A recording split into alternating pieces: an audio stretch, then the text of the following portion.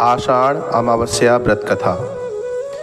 हिंदू पंचांग के अनुसार आषाढ़ मास हिंदू वर्ष का चौथा महीना होता है।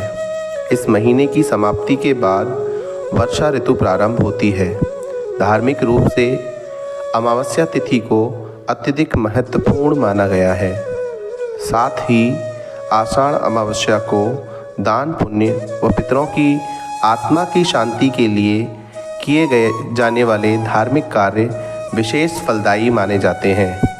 यह अमावस्या किसानों के लिए भी विशेष महत्व रखती है, क्योंकि इस दिन हल और खेती में उपयोग होने वाले उपकरणों की पूजा की जाती है। इसीलिए इसे हलहारिणी अमावस्या भी कहा जाता है। अमावस्या तिथि पर कई लोग अपने पितरों को प्रसन्न करने के लिए श्राद्ध कर्म करते हैं। इस दिन पितृ तर्पण, नदी स्नान और दान पुण्य आदि करना ज़्यादा फलदायी माना जाता है। इतना ही नहीं, यह तिथि पितृदोष से मुक्ति दिलाने में सहायक मानी गई है। अतः पितृकर्म के लिए यह तिथि बेहद शुभ मानी जाती है। तो श्रोताओं, आइए अमावस्या की व्रत कथा का श्रवण करते हैं। एक समय की बात है, एक ब्राह्मण अपनी पत्नी के साथ रहता था। वो दोनों ही भगवान विष्णु के बड़े भक्त थे। दोनों प्रतिदिन अपना ज़्यादातर समय भगवान के ध्यान और पूजा पाठ में बिताते थे। ब्राह्मण का घर धन धान्य से भरा हुआ था, किंतु संतान न होने के कारण यह दंपत्ति अत्यंत दुखी रहता था।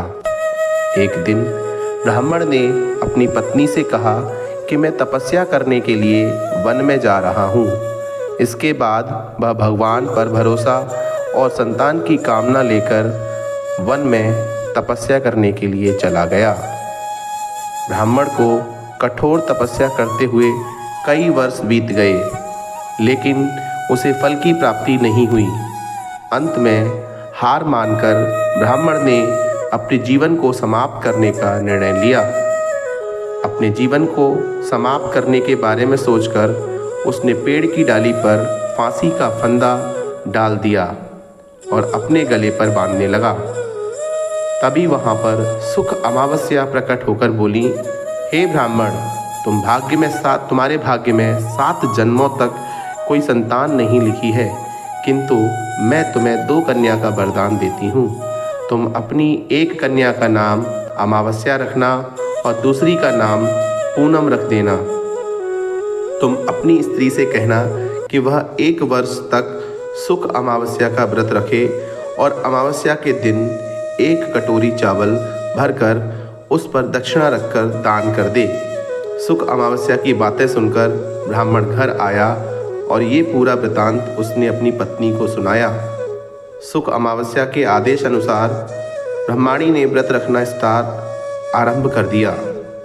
कुछ दिनों बाद ब्राह्मण के घर 2 कन्याओं ने जन्म लिया, जिसमें से एक कन्या का नाम अमावस्या और दूसरी कन्या का नाम पूनम रखा गया।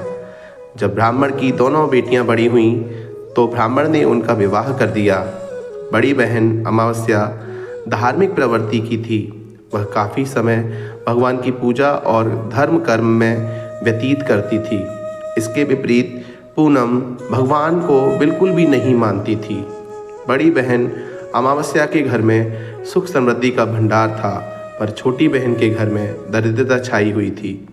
जब बड़ी बहन अमावस्या को अपनी छोटी बहन पूनम के बारे में पता चला तो वह बहुत ही दुखी हुई। तब अमावस्या अपनी बहन के लिए ढेर सारा सामान लेकर उससे मिलने आई। छोटी बहन के घर पहुंचकर अमावस्या ने उसे 1 वर्ष तक सुख अमावस्या का व्रत करने की सलाह दी। साथ ही अमावस्या ने व्रत को विधि पूर्वक करने के बारे में पूनम को बताते हुए यह भी कहा कि तुम 1 वर्ष तक सुख अमावस्या का व्रत करना और 1 कटोरे में चावल भरकर उसे दान कर देना। ऐसा करने से तुम्हारे सभी कष्ट दूर हो जाएंगे और घर में सुख समृद्धि आएगी। पूनम ने अपनी बहन की बात को मानते हुए बिल्कुल ऐसा ही किया, जिसके बाद 1 साल के भीतर पूनम का घर धन धान्य से भर गया और उसके घर एक बेटे ने जन्म लिया। इस प्रकार जो भी विधि पूर्वक सुख अमावस्या का व्रत करता है उसके घर में सुख समृद्धि आती है। बोलो जय श्री राधे राधे।